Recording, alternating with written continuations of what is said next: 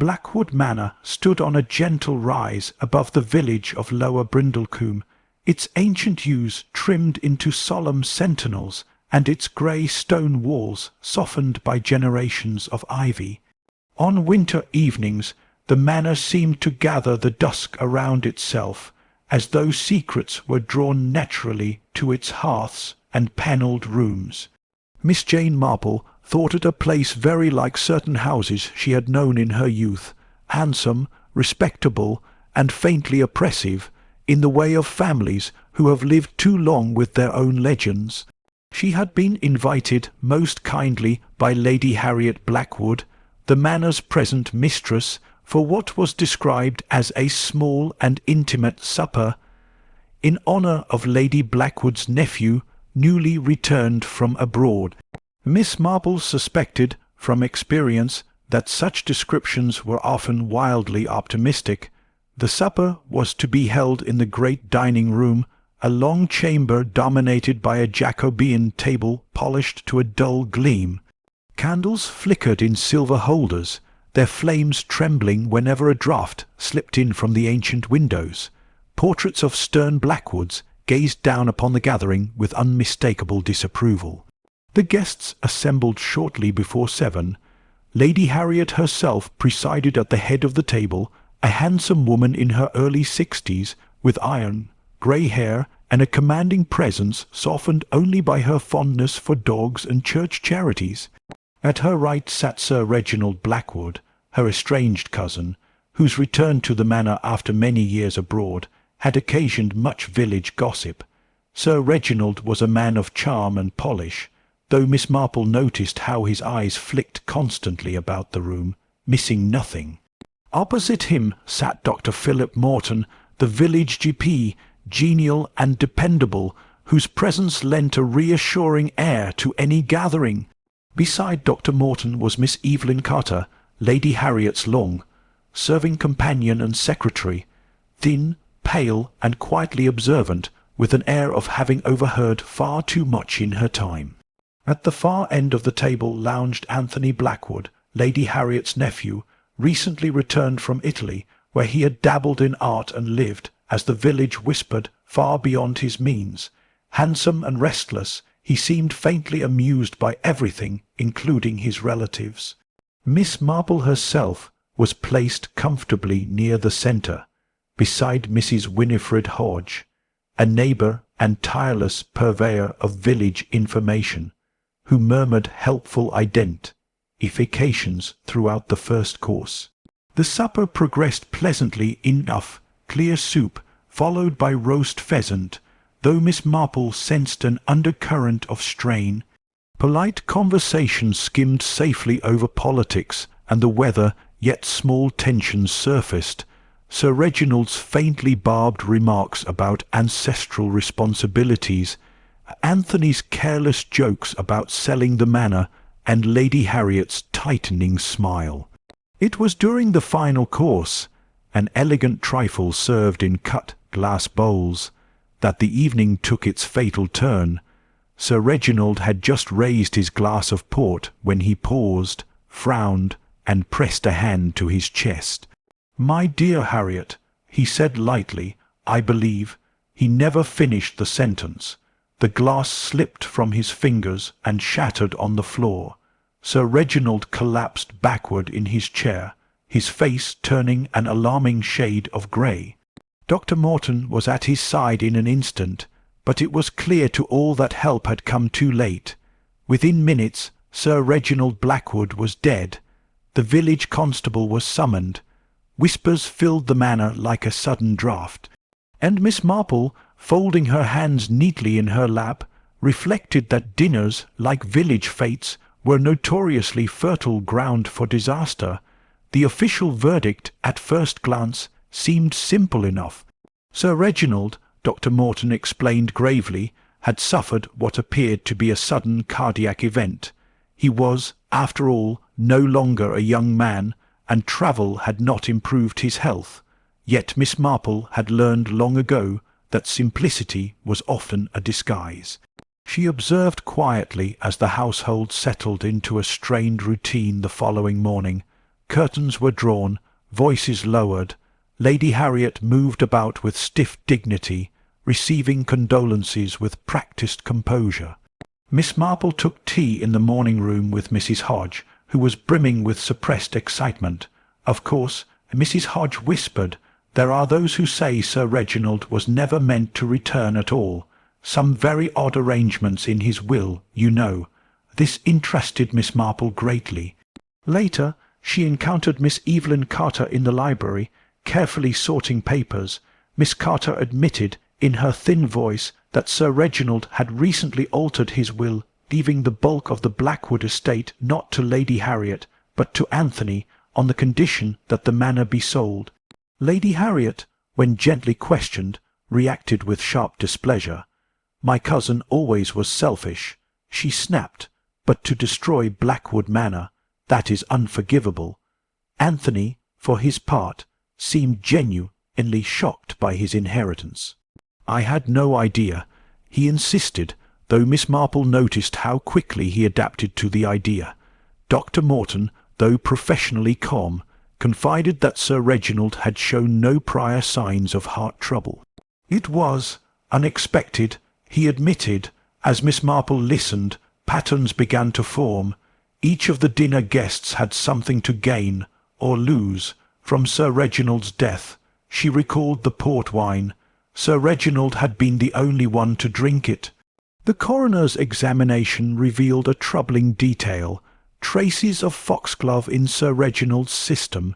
Digitalis poisoning. The village buzzed. Foxglove grew abundantly in the Blackwood gardens. Lady Harriet was distraught. "Poison in my house." Suspicion spread quickly. Miss Carter admitted she prepared the drinks that evening. Anthony was known to wander the gardens late at night. Dr. Morton, of course, understood poisons intimately. Even Lady Harriet herself had access to everything in her own home. A further complication arose when a torn letter was discovered in Sir Reginald's room, hinting at blackmail connected to a long-ago family scandal. Each revelation muddied the waters. Miss Marple, knitting quietly in the drawing-room, observed how people spoke when they believed themselves unobserved. She noted Miss Carter's suppressed resentment, Anthony's restlessness, Lady Harriet's rigid control. Then came another twist. The port decanter had been moved after dinner. Who had touched it, and why? Miss Marple requested that everyone gather in the dining-room once more. She began gently, speaking of villages and human nature, of how small grievances often grew into dangerous ones. "The foxglove," she said mildly, "was not administered deliberately at the table. It was introduced earlier, into the decanter itself." She explained that Sir Reginald had a peculiar habit. He added water to his port. No one else did. The poison, diluted and slow acting, would only affect someone drinking a full glass alone. Miss Marple turned to Miss Carter. "You have served Lady Harriet faithfully for many years, but you loved this house too, did you not?" Miss Carter broke down. Sir Reginald had planned to sell the manor, dismiss the staff, and expose a past indiscretion that would ruin Lady Harriet. Miss Carter, desperate to protect her employer and her own security, had acted. She had never meant to kill him, only to frighten him ill, but foxglove, as Miss Marple observed sadly, was not a substance to trifle with. The storm that had threatened all afternoon broke at dusk, rain tapping insistently against the tall windows of Blackwood Manor, as Miss Jane Marple concluded her explanation. The candles on the long dining table guttered slightly, and for a moment no one spoke. The old room, which had witnessed centuries of family triumphs and failures, seemed to hold its breath. Miss Evelyn Carter sat very straight in her chair, her thin hands folded with unnatural neatness in her lap. The colour had drained from her face, leaving her almost translucent beneath the flickering candlelight. When at last she spoke, her voice was scarcely more than a whisper. "I never intended, I never imagined it would go so far."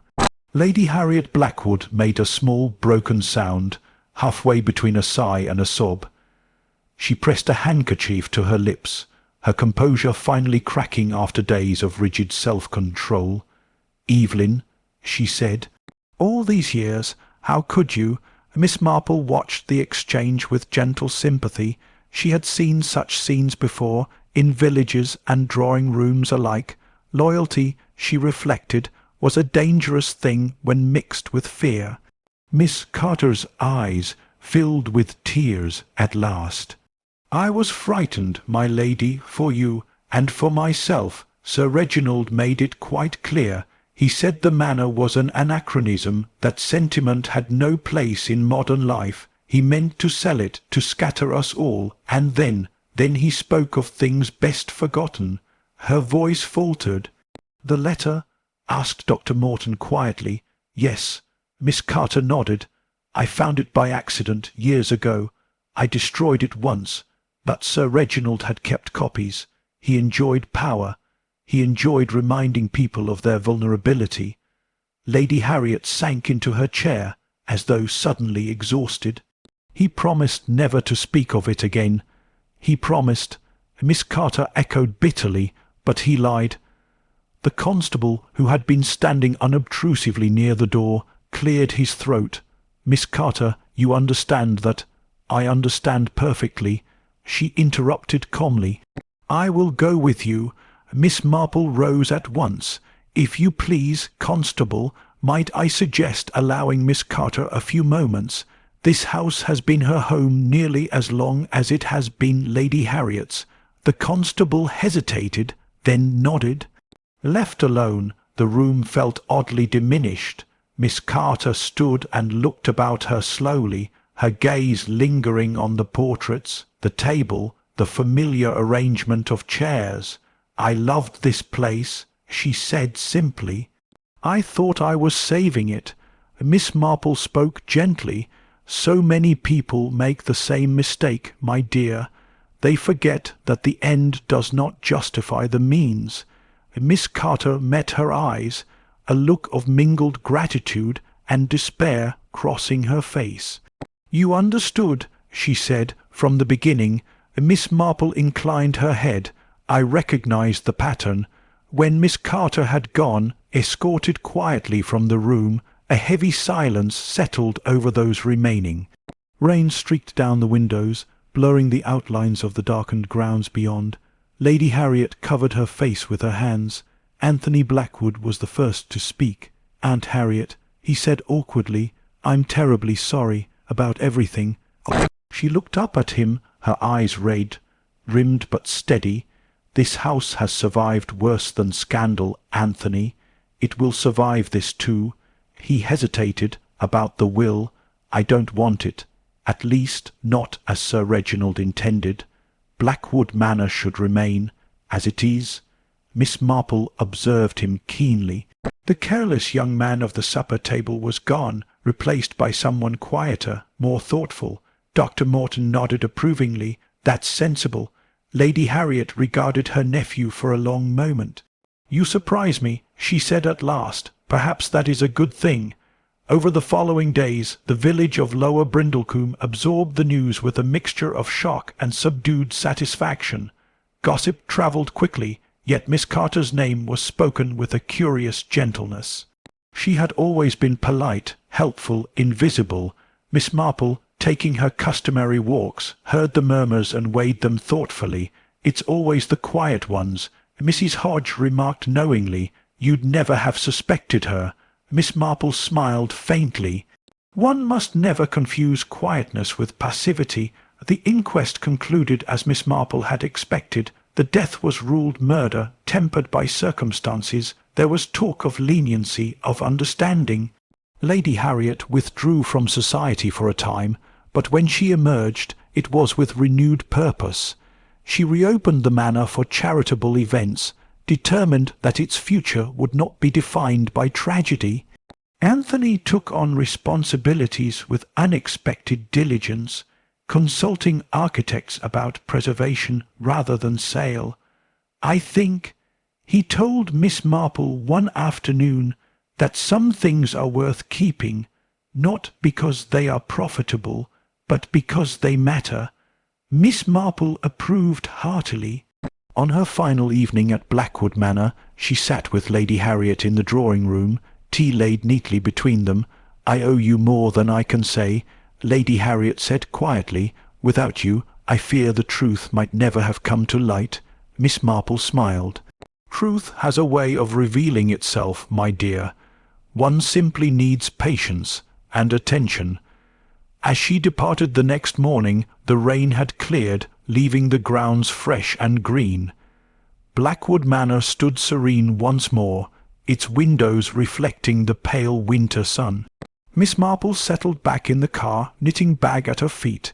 Another village restored to calm, another lesson quietly learned. Human nature, she reflected, was wonderfully consistent. Change the setting, alter the names, and the same patterns emerged again and again. And that, she thought contentedly, was why one must always observe, especially at supper.